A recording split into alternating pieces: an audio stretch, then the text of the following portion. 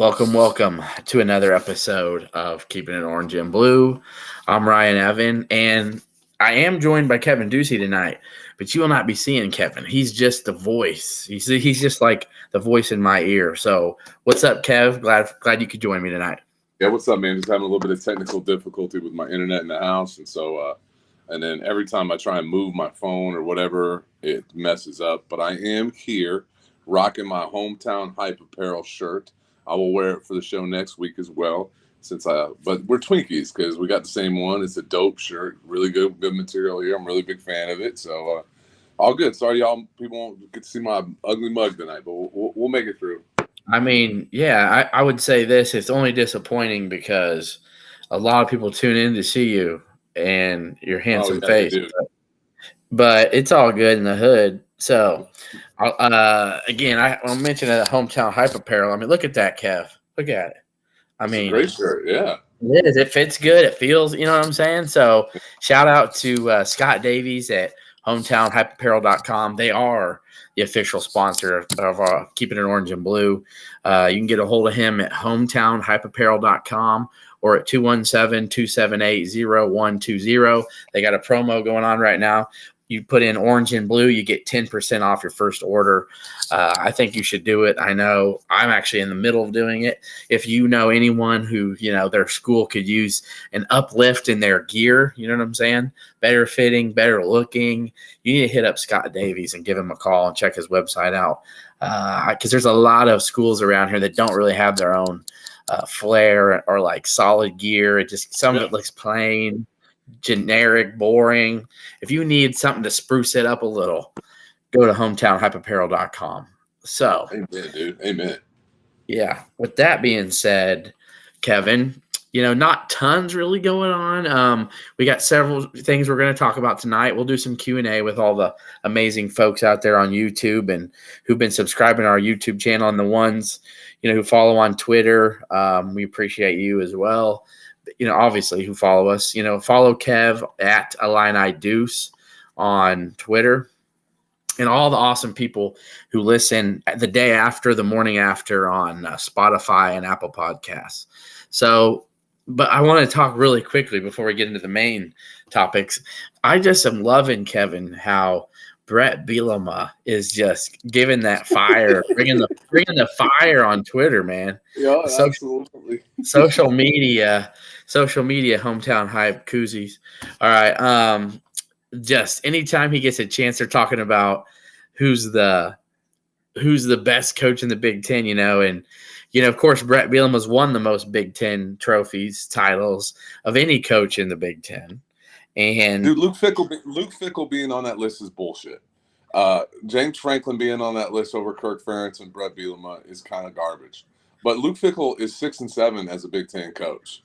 I'm sorry, like if you're going to count what he did at Cincinnati, then you have to include what Brett Bielema did at Wisconsin, which is just as if not more impressive. Uh-huh. And I'm sorry, but we just saw a coach leave a mid-major program where he had them undefeated and he was the talk of everything.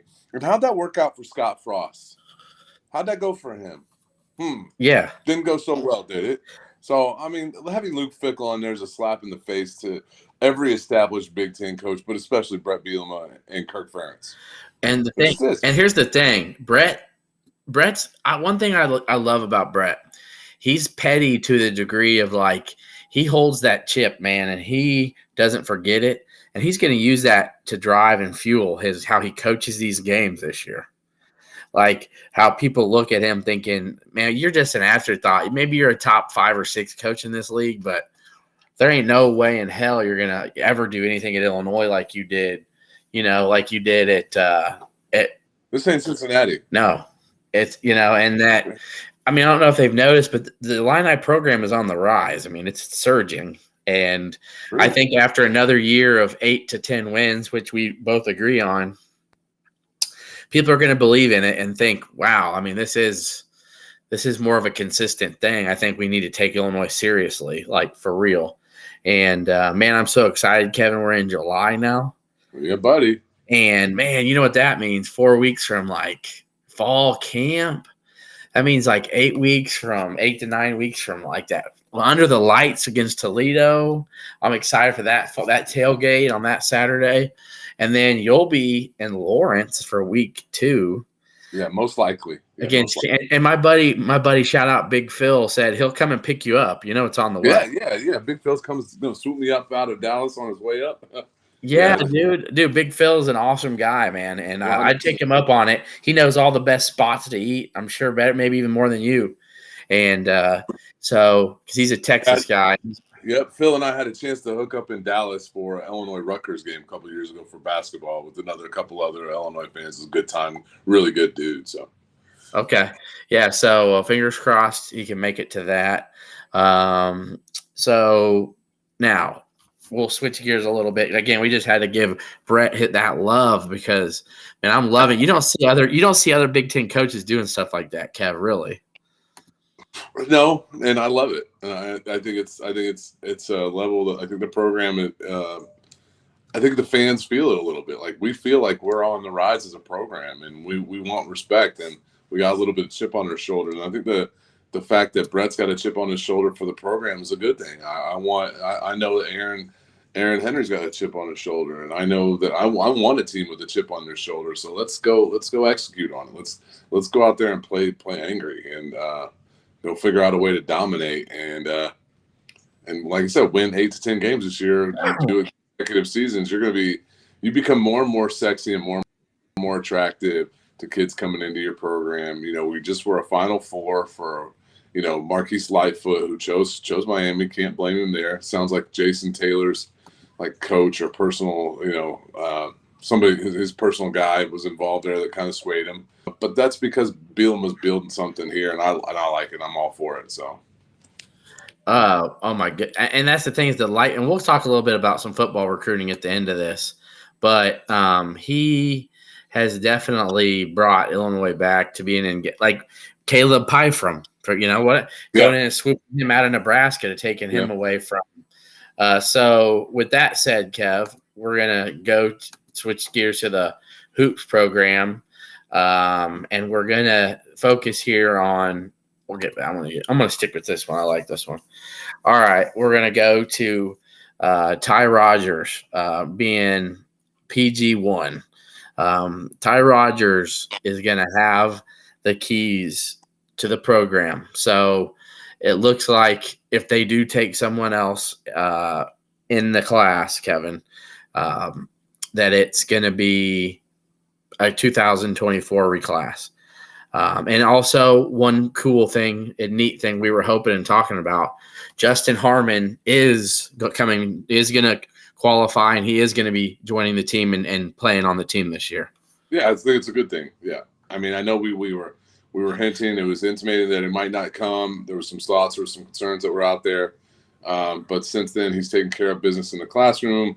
And it was just it was a credits on what was going to transfer into Illinois to be able to be in the graduate program and stuff like that. But now if we're going to talk about Ty Rodgers truly being point guard 1, you got to and then backups would be Drake Gibbs-Lawhorn or Nico Moretti, our guy, fan of the show. Nico, love you, kid. You'd want some a little bit more experience. So you basically have 3 guys at the point guard position who really have never started a game at the college level running point guard. And listen, you can go watch them. There's film out there that Ty Rodgers initiated and ran some sets as a point guard for Illinois last year. Did it against Indiana, highly effective in doing it, and I think he'll be really good. But what Harmon does is Harmon actually provides you a guy who's got experience running the 1. And I know people will talk about his turnovers, but his turnover problems really were we're in the transition, highlighted in transition. And so he can come in and run a half-court set for us. He can go get a bucket for you. He can shoot. So I'm actually really excited about what they're doing. Obviously, I left out Sincere Harris, and mainly because I think about this running the point guard side from the offense, which Sincere is not really the most refined guy offensively, but he's a beast defensively. And don't get me wrong, I love his game. I just kind of forgot about him a little bit. And he can definitely still get you to run some sets. But he brings the same concern that Ty does in the inability to shoot, specifically free throws. So, and all signs are pointing to their big improvement for both of them shooting the ball in the offseason. Obviously, a big difference between shooting in the offseason and playing in big games. But Illinois is going to have enough guys by committee. I feel a lot more comfortable about that than we did last year when Sky Clark left, Yeah. Especially with having a guy like Harmon. Harmon has all people need to do is just go watch his highlights from the year. It isn't even just the NIT. He can handle the ball. He can break guys down off the dribble. He can break people's ankles. He can create people's shots. He can attack the rim. He gets to the rim. He'll be finding guys in the half-court set. There'll be times when Sincere's going to come in for a couple minutes and spell Harmon and Rodgers, and maybe Rodgers won't have to play the point. Harmon, Sincere's going to come in and for 2 or 3 minutes and play some lockdown D on whoever the opposing starting guy is. Wear him down a little bit. You'll see Ty probably running a couple sets, and then Harmon will take a couple, and then Sincere, and then when Dre Gibbs Lawhorn comes in, he'll probably bring the ball up a little bit. And I've heard that no one-on-one can handle him with the ball. So yeah, including Harris. So I find it very hard. I believe Harris will win a Defensive Player of the Year in the Big Ten before he graduates. So I certainly hope so. Yeah. I mean, he's got the ability. His biggest challenge is going to be he's going to have to provide enough on the offensive end to get himself on the floor for 30 minutes a game for a full Big Ten season. And not to interrupt you too quickly, but I need to say this, and then I'll let you finish your point. We actually had a guy on here who his style play and how he shot his first year, Raphael Davis was not very good his freshman year. He was actually terrible shooting the ball. Like, they made fun of him. He was so bad. He even said that on the show. That just goes to show you, by the time he was a senior, he was a 30 to 33% three-point shooter, and guys couldn't just leave him open. He ended up winning Big Ten Defensive Player of the Year. I think the intangibles, the athleticism, and the instincts defensively are already there for Harris. It's just getting himself up to, as you said. But I think he's got 2 more years after this year to get that done, and I think that's going to happen, Kev. Yeah, and you can look at other guys too. You can look at guys a little closer to our program. For this, you could look at Darren Williams' freshman stats. I mean, I think he shot 40% from the free throw line. I think people forget how bad Darren was offensively as a freshman. And I'm not going to compare Sincere to Darren. I mean, that guy's just, was one of the top point guards in the NBA for the better part of the decade. But yeah, I mean, his freshman year, he shot 53% from the free throw line. Now, he did shoot 35% from three. But, I mean, it was 42% overall from the floor, so it's not good. It was a little bit better than Harris. But also, if you go back to Chester Frazier's sophomore year that was the game. That was the season where Purdue just left him. And, I mean, he almost had a breakdown on the court because his sophomore year, he was so atrocious. I mean, his freshman year, he shot 50% from the line. His first 3 years at Illinois, his best season shooting from the line was 59%. And then he did shoot over 66% as a senior. He shot 38% from three as a senior. Yeah, I think it was his junior year was a really bad year overall. And so, yeah, he's 33% from the field total. I mean, so you can get better, right? And you can, and defense is going to help you find the floor. I mean, heck, we go to DeMonte. DeMonte had the 1 year where he shot 50% from three. Your guy here called it that he was going to shoot 40% that year. I guess I was a little low. But DeMonte's struggle with shooting up into that point. So there's certain things guys can improve, and guys can take moments, and I think Sincere can do that. I think Ty can do that. Do I ever think they're going to be dead eyes from the outside? No. Do I think they can be effective from the free throw line? Yes. 100%. I mean, I think Chester is actually a perfect example for the program. He looked, I would say, lost. I think is a good way to say it. Freshman year, and then by the time he was a senior, again near 40%. It's too bad he ended his senior year, injured. I think that team could have made done some damage. But so off of Sincere Harris to finish up with Ty Rodgers, I just definitely feel a lot better about it. Even though when you lose like a guy like Ray J. Dennis, I know it seemed like super deflating, and then, the whole Reeves situation, he didn't want to have to put some effort in and go finish his degree at ISU. So he did the easy thing and stayed at Kentucky. So it's kind of like, oh, okay, here we go. This is the team, blah, blah. I mean, but there's guys like Terrence Shannon Jr., who's going to be, to me, at least a second team All-America by the end of the year. Another first team All Big Ten type player. Coleman Hawkins has a chance this year to not just be an honorable mention. I think he could make a second or third team All Big Ten. Kev, what do you think about that? I mean, maybe. The tools are there. I mean, 100%. 100. Now, and I was going back to sincere stuff too. I mean, like he overall was 43% from the field. I mean, he shot 48% from two. He was 31% from three. I mean, his worst shooting percentage was 20% from the free throw line. So that's the area that can be clearly, if you can shoot 31% from three, you can shoot 60% from the free throw line. So yeah. And so when you stay on the floor, that's the key. I mean, it's all those guys. I mean, Ty Rodgers in the same boat. Like, they've got all the athleticism and size and bounce and ability that for them. And it's kind of crazy because normally you're talking guys with ability and athleticism. Well, what's it going to take for them to stay on the floor? It's like, can they guard people? Like, I mean, that's what we're going to say about Drake Gibbs Lawhorn. And I know he can guard. Yeah. I mean, when you're that athletic, though, like it'll be a lot easier to stay in front of somebody. Yeah, we've seen lots of athletic guys who just don't care, though. I mean, that's. Here's another thing, Kevin, that might help. Maybe looking at a scouting report could help. We had some guys on the team. We had some guys on the team last year. And by the way, I love the shots fired from Ty Rodgers too. He had that scope out. So, and it's pretty easy to take a guess of who he was talking about. 4 guys left. Okay, so he was talking about one of the 4 guys. Okay, or 2 of the 4 guys, or maybe 3 of the 4 guys. Yeah.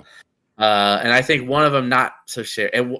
Okay, I'll give you a little hint. I think one of them plays at Georgia now that he wasn't talking about. Okay, so RJ, just come out and say it, dude. The shots fired were at Sky, Jaden, and to a point, Matt Meyer. Yep. Matt, he's a weirdo. Like, I mean, I'm not trying to be a jerk, but he just did strange things. He was odd. I mean, he lost his shoe for like 2 minutes during the Arkansas game. He didn't score a bucket in that game. Getting hammered on monsters and not being and being sick and missing practice. That's a 5th-year guy, fifth year playing college basketball. Knock that garbage off. Be a leader. He wasn't a leader. He got in an altercation with Sky. Yeah. And Sky quits on the team in the middle of the season. Jaden Epps quit on the team in the middle of a game.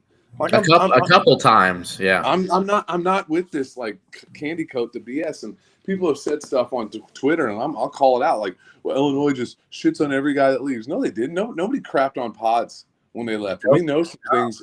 We know some things that happened in the background there, but nobody said that. Nobody in the program, no fans said bad things about him. Nobody crapped on Adam Miller. We were mad he left. We felt he got bad advice that he left, but nobody was crapping on him. Nobody crapped on Curbelo. We're like, hope he could get his stuff right because he was amazing before the concussion. Nobody crapped on Alan Griffin. Like, so this line, this garbage that Illinois players leave, and then the fans and the coaching staff craps on them is a line of bullshit. And I fired back at the Sleepers Network. I'm waiting to hear back from those fools. Go look at the second half highlights against Northwestern, and you watch this team that's rallying back from a 20-point deficit, and the bench is going nuts, and there's a pouty little bitch in the corner who doesn't even get off the bench and refused to come in the game. He wasn't even clapping and cheering his teammates. I'm sorry, dude. Like, I got no patience for Jaden Epps, and I've rooted for every kid after they left Illinois. I hope he sucks. I hope Georgetown sucks. They didn't kick rocks. Like, this is I'm feeling a little Brett Bielema here. Like, I'm like, this is Ryan. This is why we're different, because we can say this stuff. We're not part of the media. We are the voice of the fan. And I'm going to come out firing tonight because, frankly, I'm pissed off about it. I'm pissed off about the way the Sleepers Network handled it.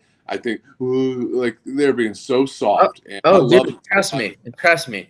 I'm not one. Okay, Greg Waddle follows me from the Sleepers, and let me tell you, I'm not a fan of Carter Elliott. Never have been, because he took pot shots at me about what happened to me a decade ago. And I called him out, and I said this. I said, "Oh yeah, you want to talk about what happened to me a decade ago. Well, guess what? I said, in your dreams, will you ever have as many followers as I have? And he's trying his best to get his followers up. Remember, they got the Field of 68 retweeting their stuff. They're part of that major network. The man still only has 3,000 followers. Okay.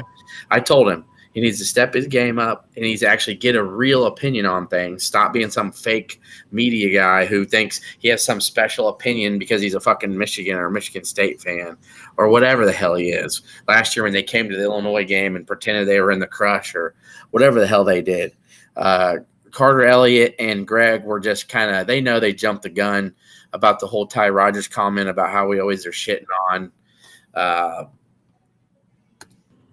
Greg Waddle and Carter Elliott. No, they jumped the gun with the whole crap about Illinois just shits on everybody that leaves just because they're angry.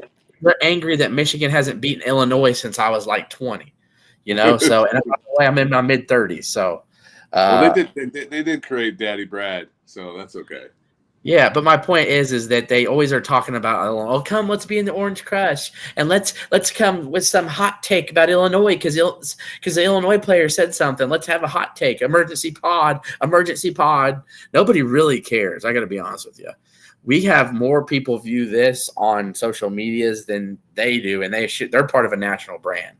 So at the end of the day, let them talk. I don't give a shit. Greg Waddle follows me. I really don't mind him. Greg's really not that bad. We've talked privately in DMs. He's asked me some questions about stuff. I've corrected him about some things privately about the Illinois program that he wasn't sure of, and I have the receipts to prove that. He couldn't deny it.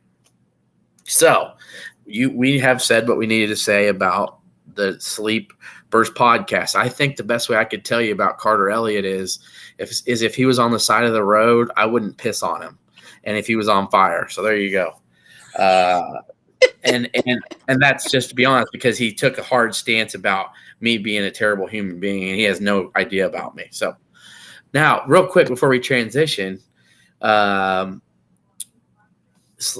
Severson, sleepers are a couple of passive aggressive fake Illini fans. Yeah, well, Carter Elliott is definitely not an Illini fan. I mean, he's clearly a Michigan fan. They've talked about where they've graduated and all those other things. Greg Waddle cares to a degree, but he follows a lot of Illini people. But I know he does shit on the program to a degree as well. Now, with that said, Kev, if you have any more comments on the sleepers, we're going to transition here. No, I just think that put a bow on this is that Ty Rodgers stepped up and was a leader, and he called it out. And if you're going to be the point guard of the team, which he clarified that he's going to be, you got to be a leader. And I'm confident he'll do well. Do I think that he is going to be all world as a freshman, as a sophomore point guard for this team? No, but I think he provides a lot of things that are very interesting. I heard he slimmed down to like 205, played at 220 last year, maybe even 225. I think his athleticism, his quickness, his explosion, his size, his length is going to give some point guards in the Big Ten some trouble. Am I still worried about his shot? 100%. But the guy can dribble, he can pass, he can facilitate, he can get to spots on the floor that create some damage, and Illinois is going to surround him with shooters this year, unlike last year. And, we're talking about this year's team, which is all mighty important. But, I just have such a hard time not talking about the future of Illinois in the post. We've talked about Dane Danger not very much, and I've heard some amazing things about Danger. I think Illinois is going to be just fine in the post. I think Dane Danger's lost like 15 pounds. It sounds like he's gotten rid of the whole shimmy left, right, Hakeem dream shake baloney. I'm the dream, but not the dream. I have a dream, but I don't really want to be the dream, but I think I'm the dream. He's gotten rid of it because when he did all that fancy schmancy stuff, I was always irritated. While I knew he could make a few of those, instead of just going up to that rim and your higher percentages to pump fake and just go strong, maybe get fouled, he would try to do everything he could to avoid the contact. And it sounds like, the coaches have drilled into him like, bro, you big, you got your broad shoulders, you can create some space. You don't have to try to hide and avoid everyone. You're a little more nimble now. I think he's got a little more explosion. Adam Fletcher's helped out to a degree, but I've heard Dane Danger is definitely one of the most improved players on the team. Yeah, absolutely. And some of his highlights have looked really good. He has all the skills to be fantastic. He showed us in the Nebraska game when he just shut off Derek Walker's water. He just turned him off. That he can defend at a really high level. The guy averaged 9 points, 5 rebounds in 20 minutes a game. I mean, you equate that over 30 minutes a game, which you would expect him possibly. I wouldn't say a full 30, but if you just extrapolated that to 30 minutes a game, I mean that's 13.5 points and 7.5 rebounds. That's borderline all Big Ten, right? That's probably third team all Big Ten. And he's highly efficient. He needs to improve his free throw shooting as well. But I'm really excited about what Illinois will be able to do when he's in the game. But I also think Illinois will have a lot of flexibility when they move Hawkins to the 5, especially with Rodgers at the point. So if Rodgers goes to the point and you move Hawkins to the 5, you should have 4 pieces on the floor around Ty Rodgers that you are worried about from 3. And it'll give him some really good driving lanes. I'm excited about what this team's going to do. I'm going to be bullish. I'm going to be more bullish on these guys than most people this year. I think this is a year where we kind of surprise some people, and everybody's been kicking Underwood and what are we doing? And I've got a feeling that he's surrounded this team with a bunch of old, gnarly vets. I mean, you saw those videos of Quincy Guerriero. The dude built and looks like a man. Oh my God, that dude looks like he's 30. Does. I mean. He does, and I'm excited about it. And I think that's another thing.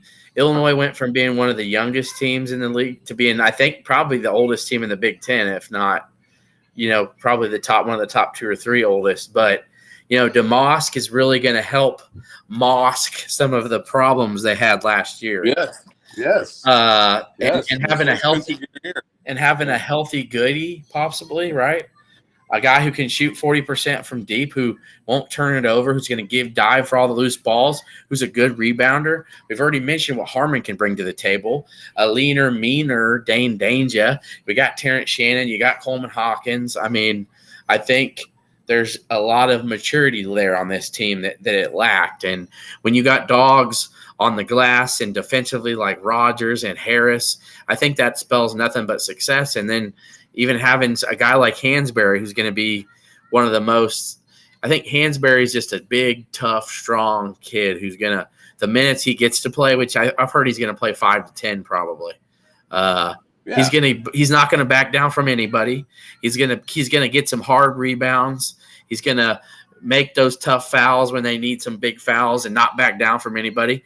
And he's going to have a couple breakout games where he's giving you 10 and 8. Some nice games where it's like, we needed that.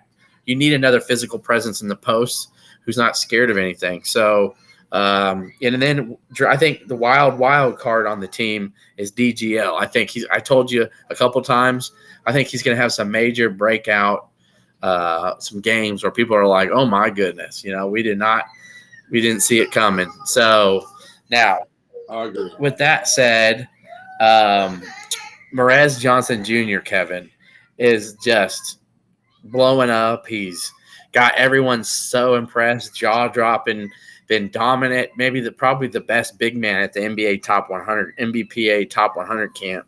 Everybody drools over Carlos Boozer's son and then Cooper Flagg for 2025. But for 2024, no one, and I mean no one, has made a better stake to the claim to be a 5-star, to be an McDonald's All-American, that has scouts saying, I can't see him being at Illinois more than 2 years. I mean, he's been that good the last week in Orlando.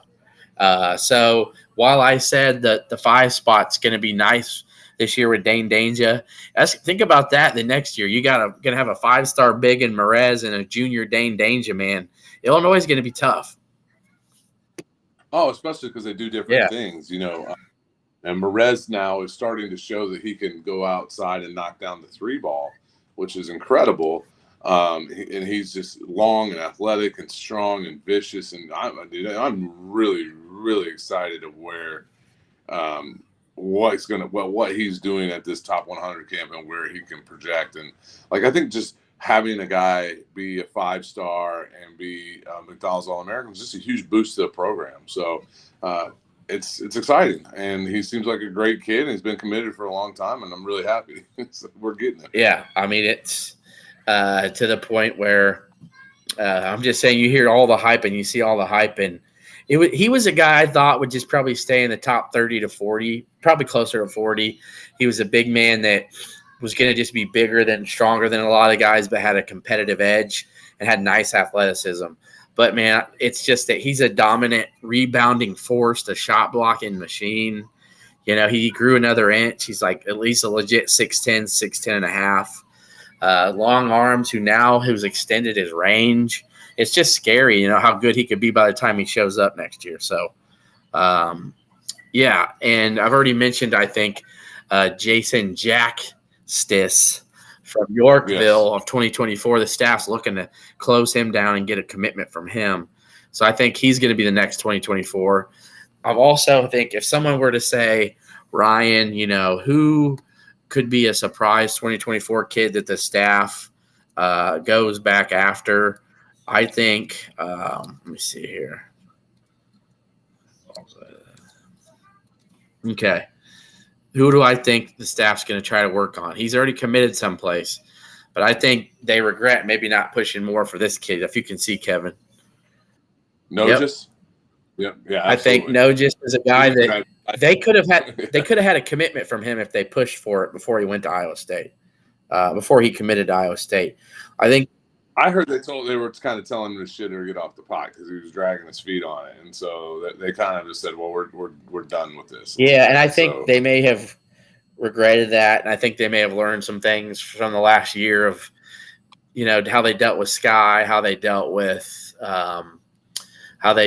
Ray J, how they got played in that, where they're like, maybe we can stop trying to play hardball with some of these kids and just let it play out, because he did have some real serious interest. And then 2 or 3 months later, after they said shit or get out the pot, he committed to Iowa State. So that could have easily been Illinois. You know, sometimes when you push somebody and like, do it or else, they're not going to do it. They're going to say, nah, it's cool, I'm going to take a step back. But of course, he's pretty close with Morez. I think he showed a shooting stroke that they've noticed it's improved. But he's a competitor. He's a tough finisher around the rim. He's a good passer. He's got nice athleticism. So Nogis, guys, he's an Iowa State commit. He played at Lamont, and then he played with Morez at St. Rita for a year, and then they've all kind of went their separate ways now. As Morez is at Thornton, and then James Brown went to Link Academy in Missouri. But he's a name. If someone were to push me, twist my arm, and say, who's a kid that, you know, we're not really talking about much, who I think Illinois is going to try to work back in and possibly get a chance to flip if they could, and that's the name right there. So, Kev, with that, we'll see what we got here. Check the chat out one more time. Looks like we only got one person who's willing to talk. Where's St. Mary's Rosemary? Hey, brother. Hey, it's Monday, July 3rd. People are watching fireworks, dude. Wait, what is that? Other people are more interested in fireworks than our show? I mean, come on, man. I thought we were the hottest ticket in town. I dropped the fireworks. I fired some shots tonight, but yeah, whatever. Hey, no, Williams. Yeah, Steverson, what he did, I'll let you hit on this a little bit. That's a good question. But as of right now, he's a 2025 Steverson. But, Kevin, what's your thoughts possibly? Could he drop down to reclassify? I think it's a possibility. You have a pretty close friend that is tied in the loop there that can give us all more information, and I follow him and his stuff. But I do think we're in a pretty good situation with Jeremiah Fears, and he is showing out in NBA camp. And understand this is that people might think it's weird that Jeremy Fears, his older brother, went to Michigan State, and it looked like a recruiting battle that Illinois lost. And Jeremy Fears, the Fears dad, is really tied in, really understands basketball, really gets it. He said his sons are different. He's talked about it. And he said specifically that Jeremiah Fears, Jeremy Fears is better built for Izzo's offense, and Brad Underwood actually agreed. And he thinks Jeremiah is better built for Illinois' offense. So very excited about where he could be and what he could do. So, and then Sean Garner asked who takes Jeremiah Williams' spot. I don't know that anybody. It might be a scholarship given to a walk-on, or we just bank it, or it could mid-year guy. Yeah, it could be a mid-year guy too, Kev. So, because Brad has shown that tendency to do that. I think he's done it a couple times. So, that wouldn't be a shocker to me as well. And Kevin, I think we have to make a brief mention that Illinois added 2 new assistants. Yes. And that there's been a new NCAA rule that they've allowed 2 assistants, but if I'm correct, Kevin, it's not like they don't get the same type of roles that the other 3 assistants have, right? That's correct. Yeah, and I understood it's not even a huge race. It's just kind of making positions that were already there kind of more official in some regards. But Illinois was Tyler Underwood and Nathan Hammer, who was and he was he's the analytics guy that's been around since 2019. So excited for both those guys. I've heard some people throw around things like, oh, this is a Lovey Miles Smith situation. And I'm like, come on, man. Tyler Underwood at least played 5 years of college basketball. He knows the game. Let's be honest here. He does. And Tyler Underwood's actually had people who are very interested in him coming on board. He's been asked to go to the NBA and do some things there. So I'm not, and this isn't like him becoming, the linebackers coach. That's a lot bigger role than what he's going to have with this team here. So yeah, there's that is whoever said that it's a Miles Smith thing that's a joke. So yeah, but I'm happy for Tyler. Tyler's a good dude. He knows the game, and even if it's a little bit of a raise, good for him. Who are we to? $10,000 a year, maybe. Who knows what it is? He still probably lives rent free with his dad. So he's probably still got a nice room in that mansion that they stay in. So he probably doesn't have many bills to pay. But yeah, heck, I'd do this. I got to be honest. I was 22, 23. I'd probably be doing the same thing. So, and I hope I get a DM from him because we've talked a couple times. I hope he DMs me about that comment because it's funny. But it's not a shot at him in any means. Sean Garner, it sounds like Antonio Reeves is staying at Kentucky. He did not really want to pursue to get a degree, the graduate degree, where he could go play somewhere else. He wants to try to finish up and get a scholarship or not get a scholarship. Or not get a diploma from Kentucky.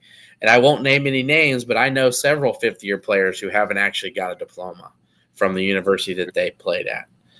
And I would not be shocked if this is a scenario, but to each their own.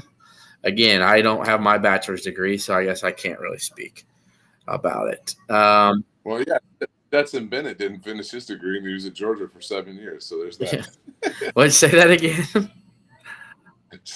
Stetson Bennett didn't graduate from Georgia, and I'm pretty sure he was. Oh my gosh! What the heck was he doing? Dude, partying. Yeah, he was 25 when he graduated. He was 25 when he left for the NFL. Yeah, he was partying, dude. He was winning titles and kicking it. Oh man. The final thing we're gonna talk about here is the finishing up the football class of 2024, and we had Lightfoot picked Miami today. You mentioned it briefly earlier. What do you think was the shocker in that situation? Just not picking Ohio State, or that he wouldn't want to come to what Illinois is building in his home state with proven success defensively and going to a program where I get Jason Taylor is the defensive end coach and Mario Cristobal is tough, but they haven't proven anything yet there. Their defense was soft his first year. Have you been there? I've never been to Miami, but why wouldn't every recruit go to Miami? Well, some kids aren't worried about the recruiting advantages that are built in there. They also got a lot of NIL. Dude, just anytime Uh, I just I don't know, man. I think, obviously Ohio State is sexy because of the success that they've had. Uh, Miami is sexy because what Cristobal's doing fun things down there, but the on-field stuff's not there. But if you look at, he's got Taylor and that kind of thing. But you got the glitz, man. You got the girls and the glitz and the South Florida sun. It's just hard to pass up, dude. So we got Lightfoot picking Miami today. We had Ricky Knight picking FSU. So the next of the two running backs decide Friday and Saturday. So we got Darian Dupree of Mount Carmel. He's going to be announcing his commitment Friday, July 7th. And it's between Wisconsin and Illinois, and things seem to be trending towards Wisconsin. I don't think anything's over yet. It's baffling to me, but okay. Whatever. Illinois has really been mopping the floor with Wisconsin in recruiting this class. Several of them have had Wisconsin offers. So if you lose one to Fickle in that offense, that's going to be a real pass-heavy offense. I guess congrats to Dupree. I'm happy he's going to have a good career. He'll be a good player wherever he goes.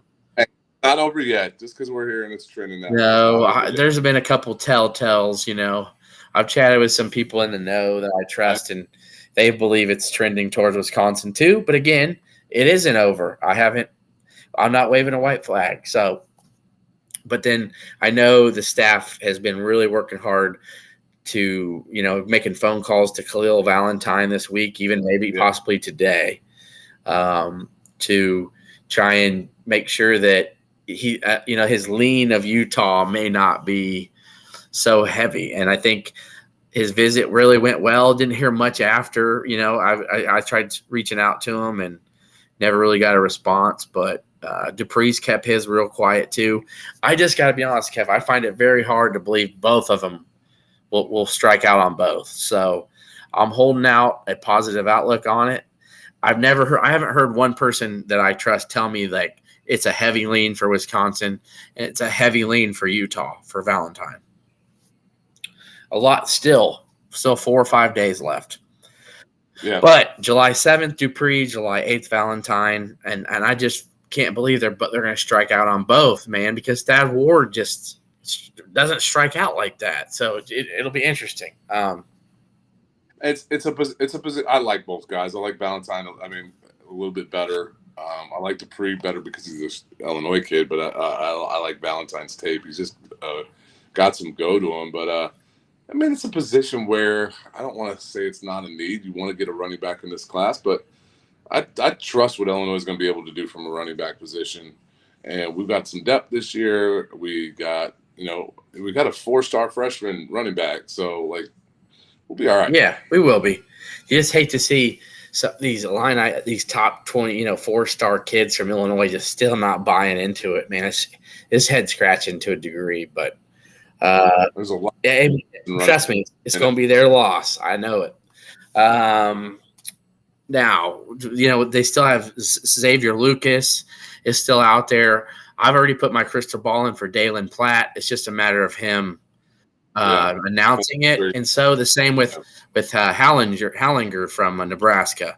I've told he's already committed. He's just waiting to announce at some point. Who knows? Sometimes guys like to announce on birthdays, anniversaries maybe. There's just reasons why kids wait a week or 2 or 3 or whatever. So I'm still expecting those two to commit, Dalen Platt and Hallinger, the tight end from Nebraska. But I find it – I will be shocked if it fizzles out after, you get a big commit from Pyfrom, Caleb Pyfrom from Nebraska, who is the top in-state offensive lineman. The top in-state offensive lineman in the state of Nebraska. Went to Illinois. Chose Illinois. He turned down Nebraska. What I found was funny is I had a bunch of Nebraska fans tweeting at me being like, he didn't turn Nebraska down. Nebraska told him, no, we have a couple other guys. No, he did turn him down because they wanted him just to strictly play guard, I believe. and he wanted to have some flexibility on the O-line. And Illinois was like, hey, we can see you at a couple of different positions. Plus, Bielema and Miller put tons of people in the NFL, and that's where I want to go. And told Iowa no, who, by the way, Iowa put some offensive linemen in the NFL. Told Minnesota no. They've got a nice little thing going there. So it's and told Wisconsin no. So that's a huge get. That's a nice get. And that's a guy in 2 years probably at Illinois will be seeing some time. But I told you, I got Xavier Lucas is still out there. There's still those two, Platt and Hallinger, that I believe are going to commit. So this weekend, keep your eyes peeled for the two running backs, Dupree and Valentine. I'm still feeling, good, just chilled a little bit that one of those is going to come to Illinois. So they've done a great job keeping it quiet, though. So we're going to finish this episode out, Kev. I'll let you go first so everybody can finish enjoying their Monday night as we head to the 4th of July. Kevin, your final thought for the evening, for this week. Yeah, hey, listen, it was Illinois golf represented again. I mean, Steve Stricker. I might as well call this golf thoughts with Kevin. Dude, man, it's the summertime, dude. I mean, what are we going to talk about? I am a between the lines person, man. I care much more about what happens in the field of play than what happens outside of it. And Steve Stricker was runner-up to Bernhard Longer this weekend in the Senior PGA Champions Tour event, which was a major. Stricker's been having a great year. Adrian Dumont de Chaussart finished 6th in his Korn Ferry Tour. And that was actually in Springfield. So it's kind of cool is that ADDC has in 3 Korn Ferry tournaments finished 1st, 2nd, and 6th. I'm pulling up the rankings right now. I'll see where he's at because I think the top 5 get automatic onto the tour in just a short time, just a little bit a month here. He's made $282,000 and he's the 6th ranked guy on the Korn Ferry Tour. So it's just pretty cool. And then last but not least, dude, is I think that Ty Rodgers can be a really good point guard. That's my thoughts. Hey, it's all good, man. That's what final thoughts are for. But I mean, you can't deny it. You can't lie. There ain't no denying how good the Illini golf program is. And it looked like Mike Small actually finished up with a below par. A 1 under. He started the U.S. Senior Open with a below, 1 under, and then he finished with a 1 under. So he finished. I think you're right. I think he might have had a 1 under. He had a 1 under. I know he had his first and final rounds were 1 under. That's what I know. He struggled though the 2nd and 3rd rounds. That's why he finished where he did. Yeah, he had a rough day on Saturday, but he finished tied for 47th, which was really nice for him. I mean, just making the cut there is pretty impressive. That golf course was tough. Those guys weren't really turning in really 8 under won it for 7 under for Longer. So. Yeah, it's really, really awesome that Mike Small went out and represented. He's in the top 10 for a minute, and it was just so. So my final thought, pretty simple, is that Illinois is going to finish strong with their football class. I don't believe any of this negativity with people thinking, these 3 stars that Illinois has, it's not sexy. It's not. What's the West Side? I can say this. They're not they're not like the 4-star names where you can win and build programs, all the negativity. These are high 3-star kids. Also, I don't believe the thought process of is if we hype them up too much that people won't show up to the games. If we hype up a really good class, by the way, that's a top 35 national class right now. I think Illinois is going to finish up strong and finish inside the top 30, maybe right at 30. But I'm loving everything Brett Bielema is doing. I love the belief, the family vibe and atmosphere that all the coaches portray and that the kids are buying into it. And please, if you haven't bought single game tickets or season tickets yet to Memorial Stadium, please try your best. I think there's some cheap tickets. I think you got $10 to $15 tickets on sale. What was it, July 1st? Something in that realm. They got cheap tickets, and they're going to stay that way. So try to get your tickets to Saturday night against Toledo. It's going to be a 6:30 game, September 2nd. What better time to come and support these guys? We got new uniforms coming soon. Like, I'm super excited about that, and Brett's talking about he loves the helmet. And I guess there's a supply chain issue with they were wanting to unveil the jerseys for all the recruits this past June, but they only had half of it. So they're waiting on the second half, which I believe it's the jerseys. The pants were ready. So they were like wanting to unveil it all together with the helmets. And they were upset they couldn't do that for the recruits and official visitors, but it will be ready before the season starts. That's what I heard. So the kind of exciting thing about the schedule here is you're going to go Toledo is the MAC favorite. FAU is a really good football team, and then Kansas is projected to be a bowl team again. So Illinois doesn't. I mean, Illinois got no cupcakes, man. Yeah, no cupcakes. So that makes for good watches. So excited for what Illinois is going to be able to see on the schedule. Should be some real good games for Illinois this year. And remember, check out hometownhypeapparel.com. Get a hold of Scott Davies, 217-278-0120. He's going to hook you up with all the coolest, just original gear for your hometown school or whatever, how you want to go about it. Update your gear, get it looking right, like we do here at Keepin' It Orange and Blue. Thanks for all the followers, subscribers on YouTube, Spotify, Apple Podcasts, here on Twitter. That does it for this week. We'll be talking to you soon. Swami out. ILL. I-N-I.